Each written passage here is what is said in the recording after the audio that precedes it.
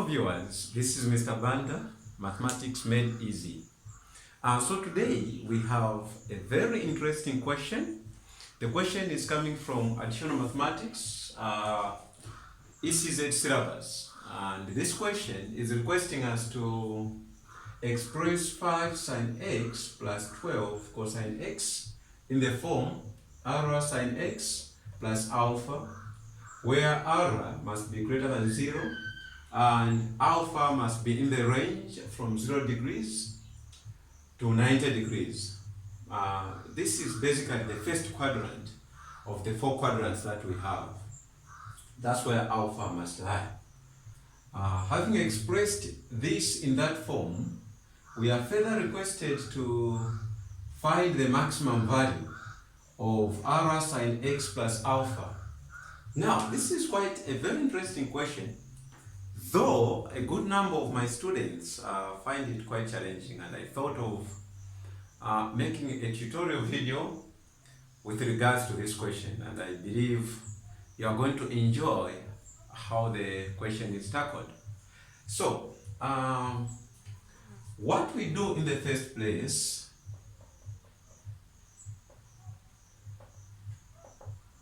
is you write the trig expression given, which is 5 sine x plus 12 cos x. Now, this is the expression we are supposed to express in this form. So we are going to equate this to this particular trig equation given. So we are going to express this trig expression, we are going to equate it to this trig expression. So you say this is going to be equal to r sine, we have x plus alpha. Okay, what is the next step here?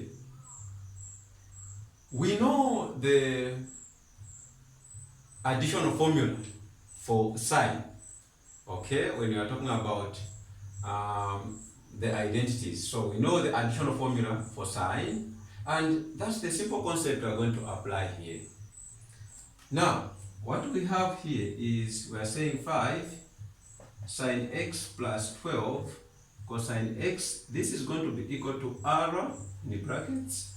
What is the additional formula? Because we have two angles here. We have sine of x plus alpha. So we are adding two angles of sine. And we know that here the additional formula for sine x plus alpha is sine x, then cosine alpha plus cosine x sine alpha. This is the additional formula for sine, which we have applied here. Having done so, we continue with this equation. We'll have 5 sine x plus 12 cosine x being equal to, you expand here for r. Don't forget we are multiplying r by everything that we have in the brackets. So you expand.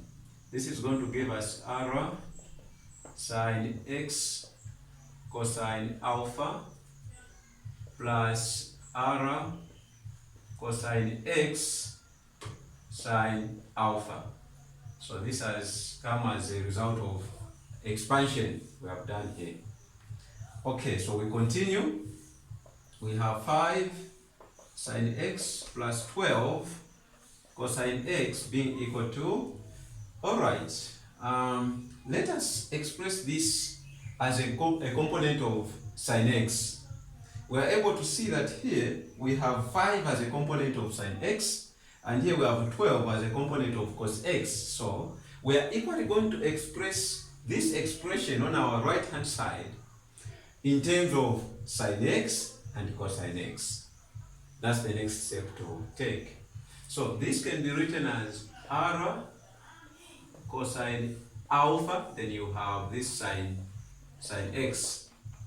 This is what we have. I'm just combining cosine alpha and r so that we can clearly see that the component of sine x there is r cosine alpha. Okay? Then we have plus, similarly here we'll have r sine alpha, then cosine x. There is literally nothing that I've changed here. I've just written this expression in terms of a component of sine x. So I've just started with r cosine alpha. And here I've equally done the same. Now, after doing this, we have to recognize the fact that if two expressions, trig expressions are equal, since we are saying 5 sine x plus 12 cosine x is equal to r cosine alpha sine x plus r sine alpha cosine x, if these two are equal, it means that the component of sine x on our left hand side, which is 5, must be equal to the component of sine x on our right hand side. So meaning 5 is going to be equal to r cosine alpha. Similarly, 12 is going to be equal to r sine alpha, because 12 is the component of cos x on our left hand side, and r sine alpha is the component of cos x on the right hand side. So what we are saying that if these two are equal, it implies that r cosine alpha, this r cosine alpha is going to be equal to 5. And the second equation we can get from there is that r sine alpha is going to be equal to, so this is the component of cosine x, is going to be equal to 12. So we have these two trig equations. So we have r cosine alpha being equal to 5 and r sine alpha being equal to 12. Okay, we have these two. Now, here we apply the next identity. The identity is what we call the Pythagorean identity. One of the Pythagorean identity is the one that tells us that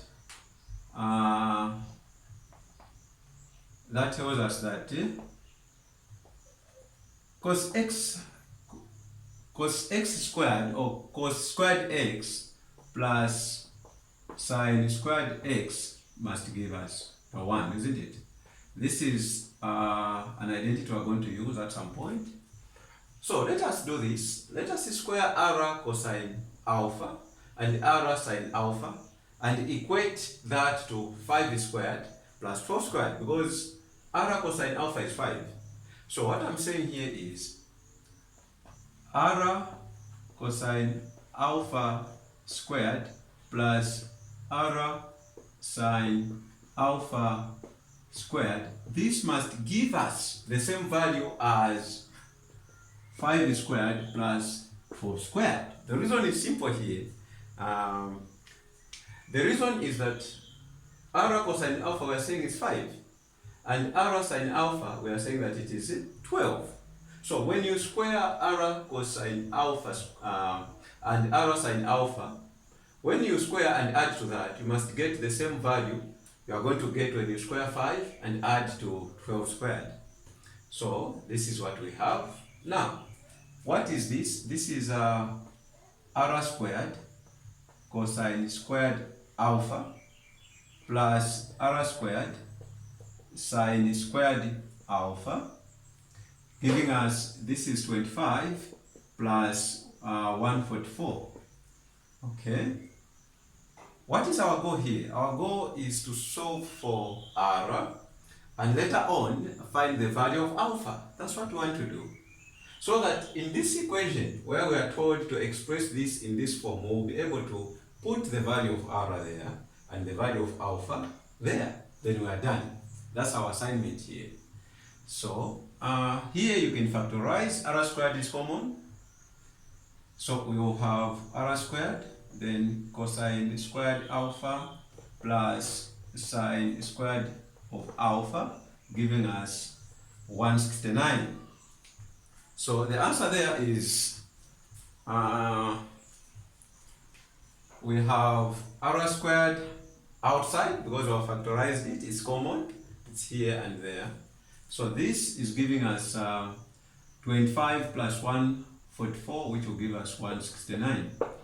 Now, this identity, cosine squared of alpha plus sine squared of alpha, gives us 1, according to the Pythagorean identity. Okay? So it means we'll have r squared, where there is cosine squared of alpha plus sine squared of alpha, this is equal to 1, being equal to 169. From here, 1 times r squared is just r squared, giving us 169. Then you have r being equal to positive or negative square root of 169. Then r will be positive or negative 13. But please, don't forget, we are told that r must be greater than 0. So because r is greater than 0, we'll just get the positive value of r in that case. So we are saying r must be equal to 13. So we have found the value of r. Having solved the value of r, we can now find the value of alpha. How do we find the value of alpha? We have this identity, the identity that tells us that sine, that's to solve for alpha. To solve for alpha, we have the identity, a very common identity we're going to use. You know that tan x is equal to sine x over cosine x. So we know that tan x is sine x over cosine x. Now, if that's the identity that we have, it means that r sine alpha divided by r cos alpha, it is going to be r tan alpha. Okay? So what you are saying is r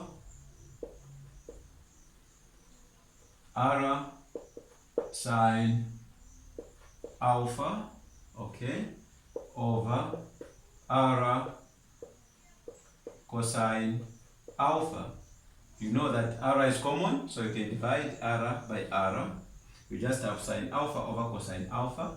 This is going to give us cosine alpha is 5 and r sine alpha is 12. So where there is r sine alpha, I'll put 12 over r cosine alpha, the one we have here. It's what? It is 5. Okay, but I have cancelled r and r because it's common, so it doesn't make sense to divide r by r to give us 1. So we'll have 1 times sine alpha over cosine alpha. But what is sine alpha over cosine alpha? According to this identity, it is tan alpha. So here I'll just put tan alpha being equal to 12 over 5.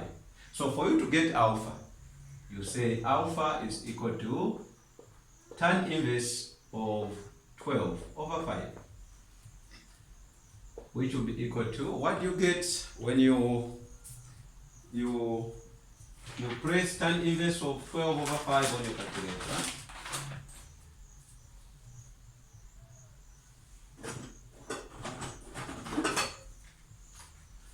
So on your calculator, when you have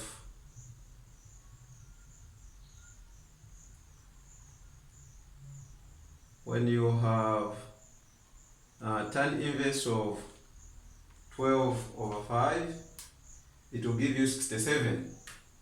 So this will be equal to 67.38, which will be 67.4 degrees.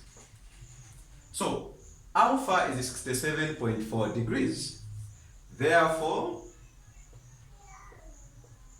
this expression here, 5 sine x plus 12 cosine x, can be expressed as r is 13, so as 13 then sin x plus 67.4. As simple as that, you get all the marks that you deserve.